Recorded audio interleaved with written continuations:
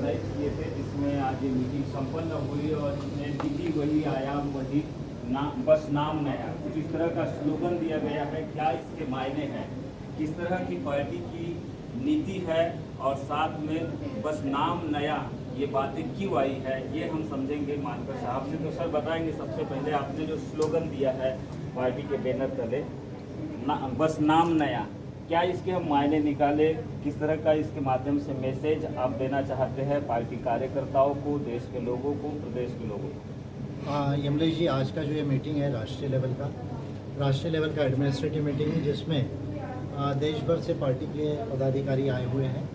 और आज हमने एक बड़ा महत्वपूर्ण निर्णय लिया है।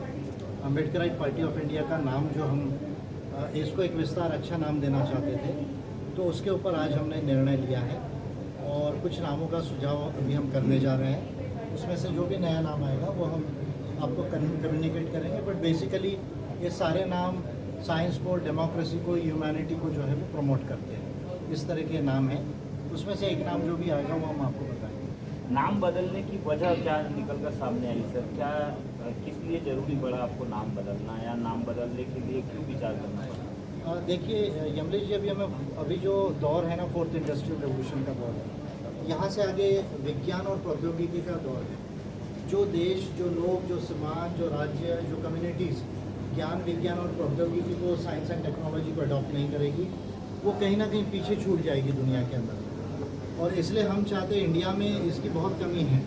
अभी हमारे प्राइम मिनिस्टर कह रहे हैं कि हम विकसित भारत बनाएंगे। मैं कह रहा हूँ कि विकसित भारत बन ही नहीं सकता है यदि वो भारत वैज्ञानिक भारत ना हो। तो हम साइंस को प्रमोट करना चाह रहे हैं, डेमोक्रेसी का रियल मॉडल जो है उसको प्रमोट करना चाह रहे हैं, और मानवता को प्रमोट करना चाह रहे हैं। इसलिए हमने नाम को एक जो है वो नया आयाम दिया। लंबे समय के बाद क्योंकि आपने मीटिंग ऑर्गेनाइजेशन मीटिंग बुलाई नागपुर में, क्या मैसेज आपने खासकर पार्टी के कार्यकर्ताओं को, जैसे नाम बदलने की बात हो रही है तो इसे लेकर क्या कुछ व्यापक तैयारियां करने के लिए सुझाव दिए, निर्देशित किया? पार्टी के सभी पदाधिकारी और कार्यकर्ता मैं उनको धन्यवाद देता हूँ। बड़े सूझबूझ वाले ऑफिस बेरर्स हैं API के, और सभी लोगों को ये बात समझ में आ रही है कि हमें ज्ञान, विज्ञान और मानवता से आगे जाना है, और उस तरह के नाम को उन्होंने चॉइस किया। सभी लोग आने वाले जो चैलेंजेस हैं इंडिया के लिए, उसके लिए तैयार हैं। बीजेपी को हम बहुत बड़ा चैलेंज देंगे, पॉलिसी लेवल पर, पॉलिटिकली भी देंगे। और 2029 की जो तैयारी है उस तैयारी में हम लग जाएंगे, अभी से लग जाएंगे। मान एक स्लोगन है सर, नाम में क्या रखा है, काम जरूरी होता है। आप तो काम पीछे छूट रहा है, कहीं ना कहीं नाम बदल रहा है, इसके क्या हम मायने निकाले सर? ये काम तो हम पॉलिसी लेवल पर करते ही रहे हैं, लेकिन एक अच्छे नाम की भी ज़रूरत है, क्योंकि इंडिया में तो लोगों को थोड़ा धीरे समझ में आता है। तो हम चाहते हैं कि नाम से भी एक क्लैरिटी हो जाए कि हम किस तरह का काम करना चाहते हैं। काम तो हम पॉलिसी के लेवल पर करते ही रहे कि भाई हर व्यक्ति को, जैसे मैं सिंपल में कहूँ, रोटी, कपड़ा, मकान, शिक्षा, स्वास्थ्य, रोजगार, सामाजिक सुरक्षा और सुख समृद्धि, ये जो बेसिक चीज़ें हैं, इंडिया को साइंटिफिक और ह्यूमैनिटेरियन इंडिया बनाने के लिए हर व्यक्ति और परिवार, हर स्टेट, हर कम्युनिटी के लोगों को, हर क्लास के लोगों को किन चीज़ों की ज़रूरत है, उस पर तो पॉलिसी पे हम काम करते ही आए हैं। और आप इस विषय में जानते हैं कि 16 बिल सबने दिए, पटिशन दिए। अभी मेरा लेटेस्ट जो पटिशन है वो 80 लाख जो ट्रक ड्राइवर्स हैं या हेल्पर्स हैं, क्लीनर्स हैं, उनको कैसे प्रोविडेंट फंड मिले, बोनस मिले, मिनिमम वेजेस कैसे मिले, लीव विथ वेजेस कैसे मिले, ग्रेजुटी कैसे मिले, एक्सीडेंटल इंश्योरेंस कैसे मिले, और साथ में जो है उनको मेडिकल ट्रीटमेंट कैसे मिले, ये सब चीज़ों पर अभी एक लेटेस्ट पटिशन किया। हमारे पार्टी के पदाधिकारी भी अपने अपने राज्यों में पब्लिक प्रॉब्लम्स पर काम करते हैं। तो काम तो हम करते ही रहे हैं, पर अब एक हमारी जो आइडिया है ज्ञान, विज्ञान और मानवता की, वो नाम के साथ कम्युनिकेट हो, इस सोच से हमने नाम में बदलाव किया। साइंस, डेमोक्रेसी और ह्यूमैनिटी की आप बात कर रहे हैं, साइंस, टेक्नोलॉजी, नॉलेज की बात कर रहे हैं, ज्ञान विज्ञान की आप बात कर रहे हैं, लेकिन देश में अधिकांश पार्टियां हैं, सत्तारूढ़ पार्टी हो चाहे मुख्य विपक्षी दल की पार्टियां हो, ज़्यादातर धर्म के इर्द गिर्द राजनीति कर रही है। क्या इसके नुकसान देश को भुगतने पड़ सकते हैं? और आप जिस चीज़ों की बातें कर रहे हैं, फोर्थ इंडस्ट्रियल रेवोल्यूशन की, तो इसमें क्या संभावनाएं आपको नजर आती है? देखिए, जो भी पार्टियां ज़्यादा धर्म या इतिहास को या जाति को या ऐसी चीज़ों को जो है वो कुरेद रही है या उस पर गलत राजनीति कर रही है, वो देश को आगे नहीं ले जा रहे, वो देश को पीछे ले जा रहे हैं। एक चीज़ को हमको समझ लेना चाहिए कि 142 करोड़ का हमारा देश है, 2050 तक लगभग 160 करोड़ हमारी आबादी हो जाएगी। और मोदी जी जो है प्राइम मिनिस्टर, मैं इनको झूठा प्राइम मिनिस्टर कहता हूँ, इसलिए झूठा कहता हूँ, वो कह रहे हैं हम 5वें नंबर पे आ रहे हैं। आप जीडीपी पे 5वें नंबर पे आने से देश का हर व्यक्ति 5वें नंबर पर नहीं आता। हम पर कैपिटा इनकम जो है, per capita gross national income में हम 127वें 30वें नंबर पर हैं। अभी चाइना की जो लोगों की जो इनकम है वो हमसे 6 गुना ज़्यादा है। अमेरिका के लोगों की इनकम हमसे 10 गुना ज़्यादा है। तो अगर हम 5वें नंबर पर भी आ जाते, मान लीजिए यूएस के बाद में अगर मान लीजिए चाइना, जापान, जर्मनी और इंडिया अगर ऐसे 5वां भी आता है, इसका मतलब ये नहीं होता कि इंडिया के लोग 5वें नंबर पर आगे बढ़ गए। तो हमारी जो ये पॉलिसीज़ हम ये कह रहे हैं कि आप विकसित भारत बना ही नहीं सकते जब तक वो वैज्ञानिक भारत ना हो, जब तक मानवतावादी भारत ना हो। तो आप धर्म की तरफ ले जा रहे हैं तो आप इंडिया को पीछे ले जा रहे हैं। और इसलिए मैं मोदी को चैलेंज कर रहा हूँ कि भाई आप विकसित भारत जो कह रहे हो उसका आंकड़ा तो डिक्लेयर कीजिए। मैं 2-3 चीज़ें केवल चैलेंज कर रहा हूँ कि आपका जीडीपी कितना होगा डॉलर टर्म्स में, point number 1। Per capita income, gross national income dollar terms में कितना होगा, पॉइंट नंबर 2। और हर साल लगने वाली जीडीपी की जो ग्रोथ रेट है डॉलर टर्म्स में वो कितनी होगी। एक 3 ही चीज़ें मोदी डिक्लेयर कर दी, आज वो भी नागपुर में है, हमारा मीटिंग भी नागपुर में हो रहा है। मैं मान जाऊँगा कि मोदी जो कह रहे हैं वो सच है, अदरवाइज ये प्राइम मिनिस्टर सबसे बड़ा झूठा प्राइम मिनिस्टर है इंडिया का। इकोनॉमिक इनक्वालिटी की आप बात कर रहे हैं, आपको क्या लगता है किस तरह की इनक्वालिटी है देश में और देखने मिल रही है, इसके क्या गंभीर परिणाम खासकर ऐसे लोगों को जो मजदूर वर्ग से है, मेहनत करने वाले लोग हैं, उनको भुगतने पड़ रहे हैं? देखिए, इसके लिए क्या पॉलिसी बनाने की जरूरत है? पॉलिसीज़ पे तो मैं बहुत बोल सकता हूँ एमपी जी, लेकिन आज जो हॉट टॉपिक है, अभी 2 दिन पहले हुरून का जो है वो रिपोर्ट आया। हुरून का जो इंडिया का रिपोर्ट है वो ये कह रहा है कि 284 लोगों के पास इंडिया की 33% संपत्ति है। अब ये तो सारा मोदी जी के काल में हुआ है ज़्यादातर जो है, यानी देश में लोग अमीर लोग बढ़ रहे, बिजनेस बढ़ रही है, एक अच्छी बात है, पर कॉमन आदमी की इनकम नहीं बढ़ रही, वेल्थ नहीं बढ़ रही। अदरवाइज जो है 33% यानी 1/3 जो हमारी संपत्ति है वो केवल 284 लोगों के पास में है। तो ये किस तरह का डेवलपमेंट है? 100 करोड़ लोगों को अभी भी जो है हम लोगों को अनाज देना पड़ रहा है। तो वो पर कैपिटा इनकम जो वर्ल्ड बैंक का जो क्राइटेरिया है उसके हिसाब से जो है वो गरीब या गरीब जैसे है। तो इसका अर्थ यह है कि आपका एम्प्लॉयमेंट नहीं बढ़ रहा है, आपकी इनकम नहीं बढ़ रही। देखिए अपने देश का जो इन्फ्लेशन है, गुड्स का इन्फ्लेशन 8 से 10% है। नॉमिनल इन्फ्लेशन जो 6% आप बोलते हैं महंगाई, वो रियल महंगाई नहीं है। जब आप कोई सामान खरीदने जाते हो तो आपको 8 से 10% से महंगाई बढ़ती है।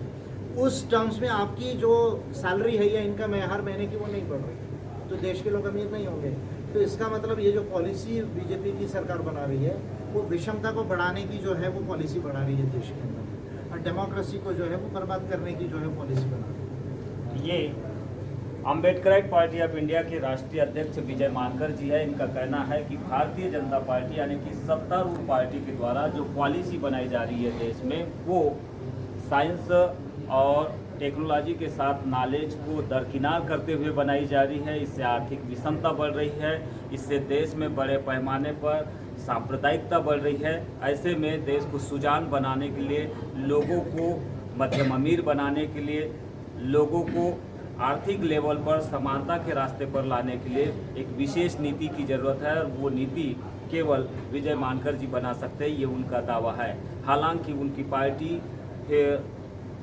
उनकी ये जो पार्टी है लगातार काम कर रही है, लेकिन पार्टी संगठन की मीटिंग में ये निर्णय लिया गया है कि अब अम्बेडकराइट पार्टी ऑफ इंडिया का नाम बदलकर कुछ और नाम होगा, जिसमें साइंस, डेमोक्रेसी और ह्यूमैनिटी का समावेश होगा।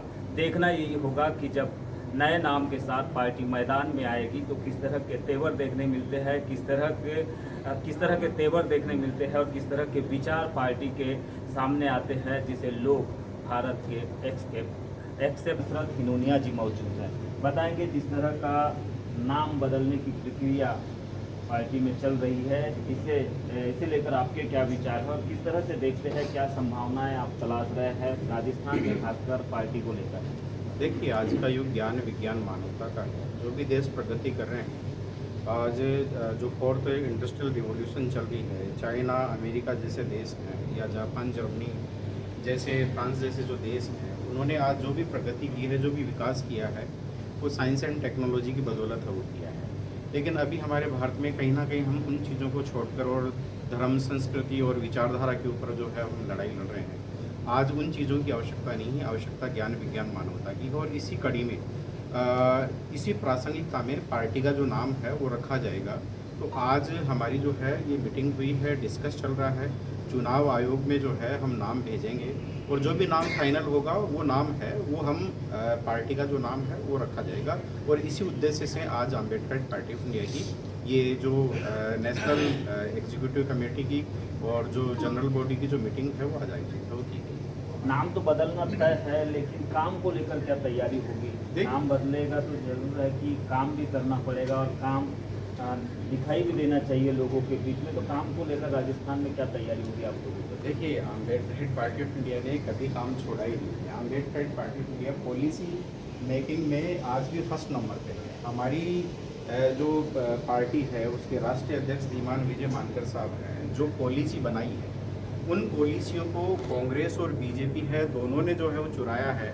भले ही उन्होंने नाम दिया हो, आज जिन बातों के ऊपर चर्चा हमारी पार्टी के द्वारा, हमारी पार्टी राष्ट्रीय अध्यक्ष के द्वारा की गई थी, आज उन बातों के ऊपर चर्चा है, हो भी रही है और उन्होंने कुछ सीमा तक लिमिटेड लेवल पे उन्होंने लागू भी किया है। तो पॉलिसी लेवल में तो हमारा मुकाबला कोई भी नहीं कर सकता।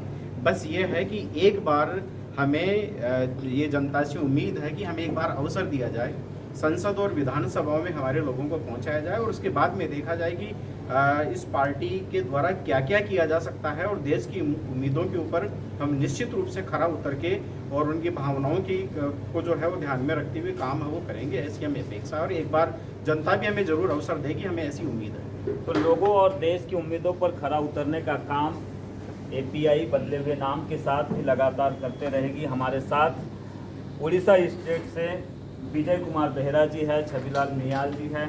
आप बताएंगे बदले हुए नाम को लेकर उड़ीसा में क्या स्कोप देख रहे हैं पार्टी के प्रति, किस तरह के एक्सपांसन की आप जरूरत महसूस कर रहे हैं? देखिए, पॉलिटिकल पार्टी का जो नाम होता है वो बड़ी बात नहीं, वो उसका जो पॉलिसी है वो इम्पोर्टेंट होता है। और पॉलिटिकल पार्टी का जो काम है वो पॉलिसी है, पब्लिक के लिए काम करना चाहिए। और क्योंकि हमारे पार्टी का जो पॉलिसी रहा है ये साइंस, टेक्नोलॉजी और ह्यूमैनिज्म के ऊपर आधारित है, इसलिए आज की जो बैठक में निष्पत्ति हुआ है कि हम कोई जात पात या धर्म या संस्कृति के परिधि के अंदर नहीं है। उससे बढ़कर हम साइंस, टेक्नोलॉजी और ह्यूमैनिज्म के ऊपर काम करते हैं। हम किसी वर्ग के नेतृत्व लेना नहीं चाहते, हम देश के लोगों के, सारा देश का हम नेतृत्व लेना चाहते हैं। इसलिए ये पॉलिटिकल पार्टी जो है यूनिक है और साइंटिफिक है और ह्यूमनिस्टिक है। इसीलिए आज जो पार्टी का डिसीजन हुआ है, नेशनल एग्जीक्यूटिव बड़ी मीटिंग है, इसको हम इलेक्शन कमीशन में भेजेंगे और जो भी हम नाम सुझाए हैं उसके ऊपर इलेक्शन कमीशन जब रिकॉग्नाइज देगा उसके बाद हम नाम को डिक्लेयर करेंगे। तो पार्टी की जो नीति है, पॉलिसी है, वो यूनिक है और इसी यूनिकनेस की वजह से पार्टी जो है देश भर में काम कर रही है, कहना है छविराम नियाल जी का। उड़ीसा से स्टेट के प्रभारी है और लगातार एपीआई में काम करते रहे हैं। देखना यही होगा कि अब बदले हुए नाम के साथ उड़ीसा में अम्बेडकराइट पार्टी ऑफ इंडिया किस तरह से काम कर पाती है, कैसे जनता के बीच अपनी नीतियों को लेकर जाती है और कैसे उनका विश्वास पार्टी के प्रति जगा पाती है। ठीक है, क्या सुब्रत प्रधान। हाँ, सुब्रतो प्रधान जी, आप झारखंड से आए हैं, एनईसी की मीटिंग में आप उपस्थित रहे हैं, इस तरह के फैसले लिए गए हैं, पार्टी के नाम बदलने की बात चल रही है, आप किस तरह से देख रहे हैं इस नाम बदलने की प्रक्रिया को और किस तरह के काम की आप ज़रूरत महसूस कर रहे हैं नाम बदलने के बाद? पॉलिटिक्स और पॉलिटिकल पार्टी का मकसद होता है for the welfare of people, for the people, by the people.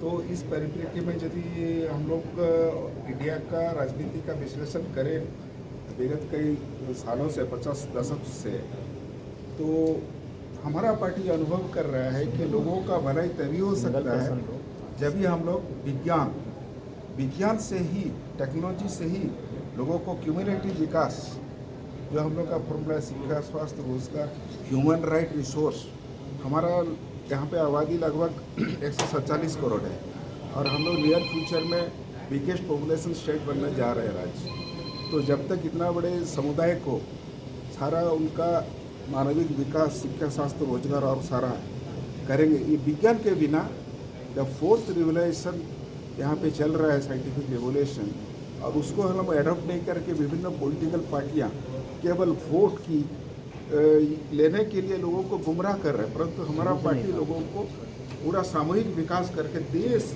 और दुनिया का लोगों का कॉस्मेटिक इमेजिंग कॉस्मेट भी हमारे विजय मानकर सब लाए हुए हैं।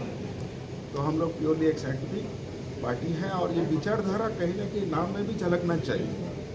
और इस प्रक्रिया में मानकर साहब जो सोच रखे हैं उसका हम लोग स्वागत करते हैं और काम भी हम लोग उसी ढंग से हम लोग करने की रही है और हम लोग बहुत आगे एक वैज्ञानिक सोच के साथ और डेफिनेटली आगे आएंगे, बहुत दमदार ढंग से हम लोग काम करेंगे।